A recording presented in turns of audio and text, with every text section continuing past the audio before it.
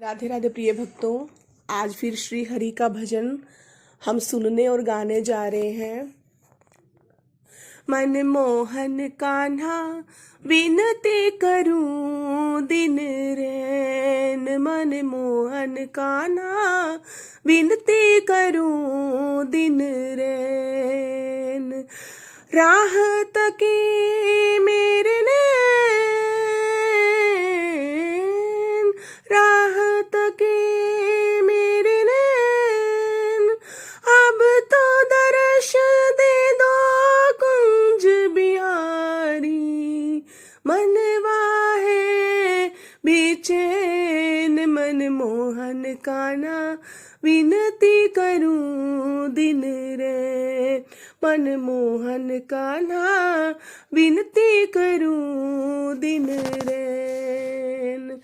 लीलाधारी ने जगत रचाया, जगत रचा के है भर माया, हे गिरधर गोवर्धन धारी,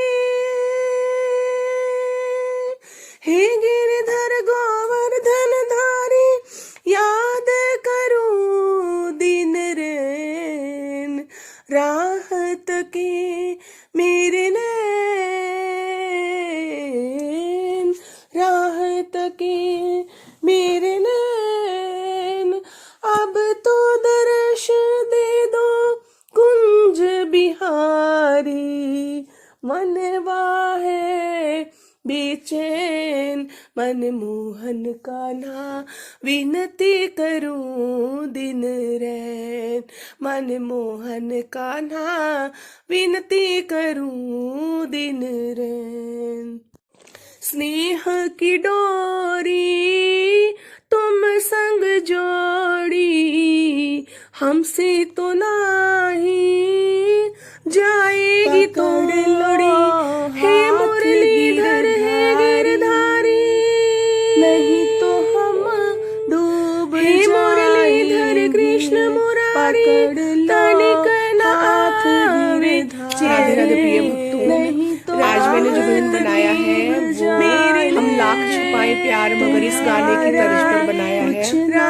अगर आप सुनिएगा तो जरूर बताया कीजिए कैसा बना है, इससे हमें मोटिवेशन मिलता है, हमें आगे बढ़ने की प्रेरणा मिलती है। प्रिय बच्चों, आपने मेरा बहुत साथ दिया है, thank you so much my all friends, my all and subscribers जो भी मेरे भजन देखते हैं, मेरे वीडियोस देखते हैं। शुरू से मैंने बहुत अच्छे भजन बनाकर पूरे वीडियो इस पे अपलोड किए थे चैनल पे, लेकिन बीच में बहुत सारी सर्कमस्टांसेस थी, मेरा गला भी खराब हो गया था और मदर भी मेरी 1 साल तक बीमार थी और उनके पास मुझे जाना पड़ा, वहाँ मुझे टाइम नहीं मिल पा रहा था और फिर वे एक्सपायर हो गई। उसके बाद मुझे बहुत लंबा टाइम मैं अपने भजनों पे अपना फोकस नहीं कर पाई। मैंने बीच में प्रेम सागर जी के अध्याय डालने शुरू किए थे, लेकिन बस परिस्थितियां इस प्रकार की हो गई थी कि मैं वीडियोस अपलोड नहीं कर पा रही थी। लेकिन अब फिर मैंने अपने चैनल पर फिर से पूरी तरह अपने मन को मतलब करके एकाग्र मैंने अपना काम करना शुरू किया है। कृपया मेरा साथ दीजिएगा, जरूर दीजिएगा। आजकल मेरा चैनल थोड़ा अच्छा चल रहा है तो मुझे बहुत अच्छा लगता है, मुझे प्रेरणा मिलती है कि मैं रोज उठते ही सबसे पहले अपना चाय पीने के बाद यही काम करती हूँ। सुबह सुबह फ्रेश होता है मन और ईश्वर में भी लगता है, और मुझे ऐसा फील होता है कि मेरे कमरे का, मेरे घर का जो ओरा है वो भी शुद्ध होता है। मेरे कमरे में अगर मैं ये भजन गाती हूँ तो मेरा वातावरण भी बहुत ही प्यारा, अच्छा, शुद्ध हो जाता है, सारी नेगेटिविटी दूर हो जाती है और मुझे दुगनी खुशी होती है जब मेरे वीडियो वायरल होते हैं। और हम एक ही दिन में, क्योंकि शुरू में मैं डालती थी ना तो मुझे बहुत दिन लग जाते थे उसमें 100 व्यूज भी लेकर आने में, लेकिन आजकल मैं डालती हूँ तो अच्छे व्यूज आ जाते हैं। तो कृपया मोटिवेशन दीजिए मुझे, मेरा साथ दीजिएगा। मैं अपना भजन शुरू कर रही हूँ। जैसे भी होंगे कर्म तेरे बीच बाबर, जैसे भी होंगे कर्म प्रभु मानुष वो ही फल पाएगा, बस एक सहारा तेरा हो, बस एक सहारा तेरा हो, ये जीवन कट ही जाए तो नैया बस एक सहारा तेरा हो तो जीवन कट ही जाएगा। तो जैसे भी होंगे कर्म प्रभु पकड़ निश्चित है ये तो मेरे प्रभु। नहीं तो एक बार जो जग में आता है तुम्हारा चाहे जितना भी संभले वो हमारी दुनिया में फंस ही जाता है तुम्हारा। बस एक है राह निकलने की हमारी, बस एक है राह निकलने की। बोलो श्री कृष्ण शरण जो आएगा, बोलो राधे रानी माता बस की जय, एक सहारा तेरा हो। राधे राधे प्रिय भक्तों, आज मैं उस घटना पर एक भजन सुनाने जा रही हूँ जब कर्माबाई छोटी थी और भगवान श्री हरि की जो उनके पिता थे ना, वो उनकी बहुत पूजा आराधना किया करते थे ठाकुर जी की। तो वो हमेशा उनकी पूजा करने के बाद सुबह शाम भोग लगाया करते थे।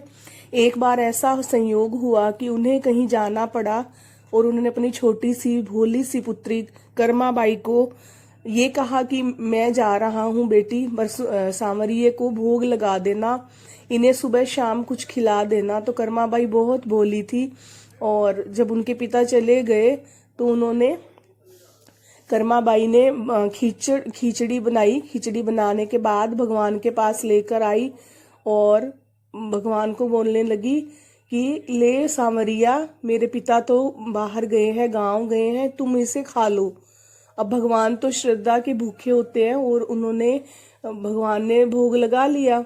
तो कर्माबाई ने देखा कि खिचड़ी वैसे की वैसे रखी है, तो उसने फिर से कहा सांवरिया, मेरा जो बाबा है वो गांव गए हैं, तुम इसे खा लो, क्योंकि तुम खाओगे तब मैं खाऊंगी, अगर तुम नहीं खाओगे तब तक मैं भी नहीं खा सकती। भगवान ने उसे भोग लगा लिया, लेकिन कर्माबाई को तो ये चाहिए था कि इस खिचड़ी में से खिचड़ी कम क्यों नहीं हुई, ये खाई क्यों नहीं है। भगवान ने नहीं खाई, वो बैठी रही। फिर उसे याद आता है कि पर्दा नहीं लगाया मैंने, शायद इसीलिए सांवरे ने खाई नहीं है। फिर वो पर्दा लगा देती है, फिर बार बार पर्दा खोल के देखती है, लेकिन खिचड़ी वैसे की वैसे रखी होती है। लेकिन कर्माबाई को तो बहुत बेचैनी, बहुत परेशानी, बहुत ही दुख में डूब गई और वो बैठी रही। शाम हो गई तो भगवान ने सोचा ये बहुत भोली है, जब तक मैं इसे पूरी तरह खा के नहीं दिखाऊंगा तब तक ये बैठी रहेगी और भूखी रहेगी। तो भगवान आए और पूरी खिचड़ी खा गए, बिल्कुल प्लेट साफ हो गई। और जब कर्माबाई ने देखा कि खिचड़ी खा ली है, सांवरिये ने उठाया और अपना बर्तन उठाया, उसके बाद खुद खाना खाया। जब उसके पिता गांव से आते हैं तो उन्होंने आके कहा कि बेटा भगवान को भोग लगा दे। तो कर्माबाई ने कहा कि बाबा मैंने भोग लगा दिया है और आप भोग लगा दी, मैंने भोग लगाया था। तो पिता ने भोग लगाया। तो कर्माबाई कहती है कि ऐसे थोड़ी भोग लगता है, अभी तो खाया ही नहीं भगवान ने। लेकिन जो उसके पिता होते कहते हैं नहीं बेटा ऐसे ही भोग लगाते हैं। कहती नहीं जब आप गए थे तब तो सांवरिया ने पूरा ही खिचड़ी खा लिया था। तो कर्माबाई अपनी बात बताती है, उसके पिता मतलब निहाल हो जाते हैं। वो कहते हैं तू जीत गई, तेरी भक्ति जीत गई, मैंने तो आज तक ठाकुर जी की ऐसे ही पूजा की। तुम जैसे भक्त ना दुनिया में विरले ही होते हैं और तुम सच्ची भक्त हो भगवान की। मैंने तेरे आगे हार मान ली है पुत्री, तुम ही भगवान की सच्ची भक्त हो। जिसके कहने पर, जिसकी जिद पर सांवरिया ने स्वयं आकर पूरी खिचड़ी को खत्म किया। तो आज मैं उसी घटना पर भजन गा रही हूँ।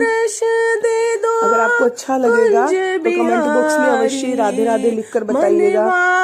थाली भर के लाई रे खिचड़ो, थाली भर के लाई खिचड़ो, ऊपर घी की बाट की, जी मुहारा शामदनी, जी मावे बेटी जाट की, बिनती कर बेटी जाट की। बोलो थाली भर के लाई रे खिचड़ो, ऊपर घी की बाट की, जी मुहारा शामदनी, जी मावे